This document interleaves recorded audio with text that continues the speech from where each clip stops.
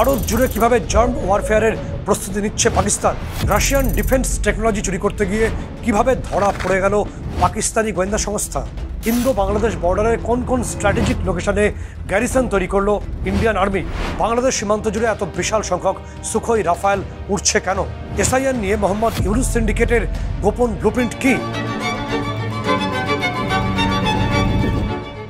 নমস্কার, আমি সত্যজিৎ মুখোপাধ্যায়। জয় হিন্দের আরও একটি এপিসোডে আপনাদের সকলকে অনেক স্বাগত।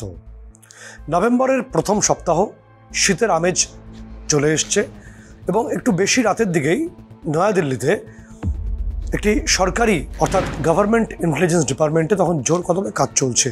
সেই সময় একটি বন্ধু রাষ্ট্রের গোয়েন্দা সংস্থা থেকে ওই সরকারি গোয়েন্দা সংস্থা একটি ফোন আসে।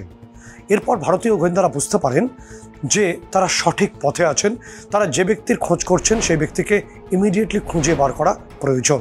এবং এর দু একদিনের মধ্যেই গুজরাট এটিএসের হাতে ধরা পড়ে যায় চীনের এমবিবিএস অর্থাৎ চীনা ইউনিভার্সিটির এমবিবিএস ডিগ্রিধারী ডক্টর মহিউদ্দিন সৈয়দ, এবং তাকে জিজ্ঞাসাবাদ করেই পরবর্তী লিড মেলে। সেই লিডে পুলিশ গিয়ে পৌঁছয় ডক্টর আদিল আহমেদ শাকিলের আস্তানায় অর্থাৎ পুরনো আস্তানায়, এবং অনন্তনাগ যেখানে তিনি তার বাড়ি বা তার পুরনো কর্মস্থল আছে সেখানে পৌঁছে পুলিশ এবং গোয়েন্দা সংস্থার আধিকারিকরা তার পুরনো একটি লকারকে ওপেন করেন।